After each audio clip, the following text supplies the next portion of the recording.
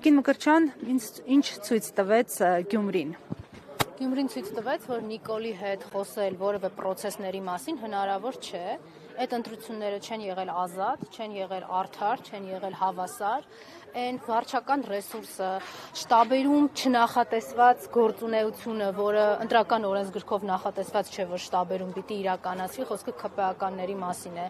այն տերորը, որ կազմակերպվել է ոստիկանությամբ եւ բուտաֆորիա հանդիսացած Սարիկի բարեկամով, որը ԱԱԾ-ով ըստ էության կազմակերպում էր այդ ընտրությունները, խոսում է նրա մասին, որ իրենք այդ իշխանությունները, ովքեր պատասխանատվություն են կրում ընտրությունները կազմակերպելու համար, նույնիսկ պատրաստ չեն ապահովելու ընտրական օրենսգրքով սահմանված նվազագույն գործիքակազմը, բոլորի հավասարությունը, ազատությունը այդ ընտրություններին մասնակցելու։ Շատ փոքր դրվագներ կարող եմ ասել, որոնք արդեն իսկ կասկածի տակ են դնում այդ Սարիկ Մինասյանի 17,000 քվեն։ Այն, որ եթե կա իհարկե վտանգ կամ ոստիկանությունը ինչ-որ օպերատիվ տվյալներ ունի, որ թեկնածուները պիտի ուղեկցվեն ոստիկանության ինչ-որ ջոկատայինների կողմից, բայց ինչա մենակ Սարիկ Մինասյանը ուղեկցվում։ Ասեմ ինչի, իր առավելությունը ընդգծելու, կարգավիճակը ընդգծելու համար, քաղաքացիին ցույց տալու, որ մեկա դուք ինչ քվեաթերթիկ ուզում եք գցեք, գալու են եւ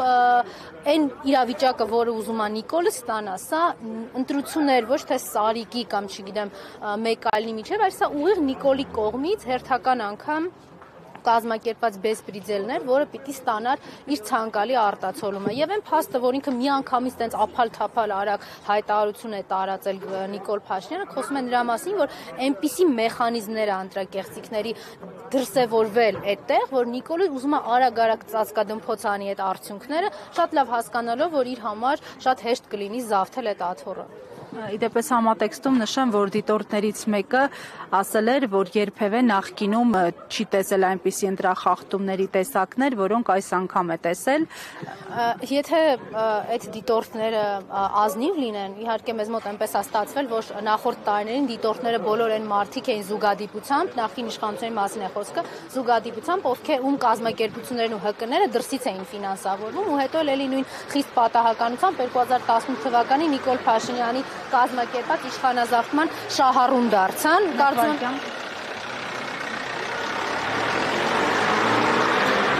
Կարծում եմ դրանց օբյեկտիվության հետ էլ ակնհայտ այն ժամանակ խնդիրներ կար, ինչ վերաբերվում է հիմա, անցել են բոլոր սահմանները, այսինքն եթե 1-2 տարի առաջ իրավապահները Նիկոլը գործի էր դնում այն ժամանակ, երբ որ համայնքապետն ընտրվում էր արդեն թիմում, իրեն կալանավորելու համար էր գործի դնում այդ ամենը։ Հիմա այդպես չի արել, արդեն ընտրություններից 3-4 օր առաջ գործի ա դրել ողջ իր սպեկտրը, ուղղակի կազմալուծելու որոշակի թեկնածուների ընտրական ցուցակներ, այնպես անելու, որ ասեն, հա դե լավ մեզ պետք է այս ամեն ինչի համար, սա ակնհայտ է, չէ, որ թիմ ընտրություն չէ, սա քաղաքի մասին չէր այս ընտրությունը, սա տեղական ինքնակառավարման մասին չէր, սա Նիկոլի հերթական փորձն էր զավթելու այնտեղ իշխանությունը։ Ուրախ եմ, որ գյումրեցիները կարողացել են այդ բռնաճնշումների տոտալ այդ տերորի շղարշը հաղթահարել ու գնալ քվեարկության։ Ակնհայտ է, որ ներողություն քաղաքացիների համար չի կարող այն ընտրությունը, որը ռիսկեր է իր մեջ պարունակում ֆիզիկական անվտանգության։ Հավանական համարում եք, որ համապետական գործընթացներում նմանատիպ մեխանիզմների կրկնության դեպքում ՔՊ-ն շանսեր չի ունենա։ Դե պատկերացրեք, եթե Գյումրիում Նիկոլը այսքան ռեսուրս էր շպրտել եւ պատրաստ էր ծախսել, խոսքը իմիջիալոց ոչ միայն վարչական ռեսուրսի, այլ նաեւ ընտրակաշառքի ու փողի մասին է, այլ հարց է, որ հիմա Հայաստանում չկան վստահելի իրավապահներ, որոնք կքնեն այս գործը, ընդհակառակը այդ իրավապահները լծված էին այնպես անելու, որ այդ ամբողջ գործընթացը հակաօրինական, որ ՔՊ-ին անհրաժեշտ էր, իրենք էլ նորմալ կազմակերպեին։ Ոչ այդ կարծիքին չեմ, որ հնարավոր է, որովհետեւ այն 17,000 ձայները, որոնք կեղծել է ՔՊ-ն, ես համոզված եմ, որ այդքան քվեարկություն չի եղել իրենց կամքով կազմակերպված ՔՊ-ի համար։ Նույն process-ները լինելու են համապետական ընտրություններին, դուք պատկերացրեք, այդ նույն չագուճը վերցնելու է ձեռքը, ընկնելու է փողոցներով, կալանավորելու է, ինչ էր ասում, գործուղիզելով, եթե հասնի ընտրության։ Հիմա ըստ էության իրենք կեղծել են այնքան, որ իրենց Սարիկը առաջին համարն է։ Հիմա թե ում եւ ինչ բռնաճնշումներով շարունակաբար կպարալիզացնեն այդ թիմ ընտրություններում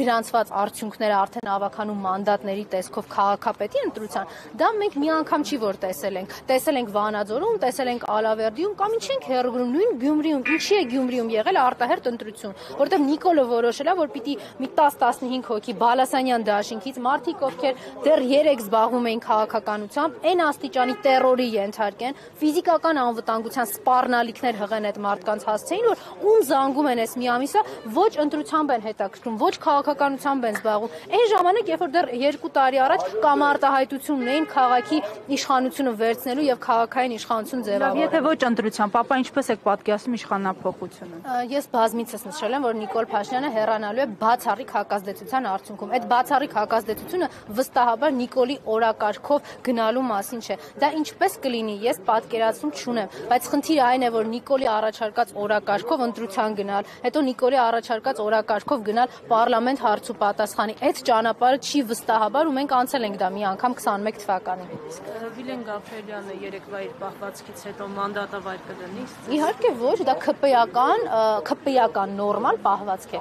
Ազգային ժողովի падգամավորի համար անընդունելի, Հայաստանի քաղաքացու հանդեպ անընդունելի վարքագծով, բայց ՔՊ-ականների համար նորմալ է։ Ինչը առաջինն է Վիլեն Գաբրելյանը, Ալեն Սիմոնյանը չի իրեն լկտի եւ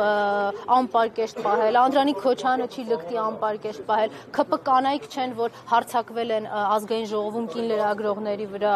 Այսինքն մենք իրենց համար դա նորմալ, իրենց կարծում Նիկոլի իհարկե կարծում եմ հենց Նիկոլի դրված պահանջն է իրենց առաջ, որ ինչքան կարող եք ձեզ այդքան սանձարձակ ու լկտի պահեք, որտեղ մեր իշխանություն այս ամենաթողությամբ ու մեր ստեղծած բեսպրիդելովա, որ մենք կարողանալու ենք պահել, այլ ճանապարհ չկա։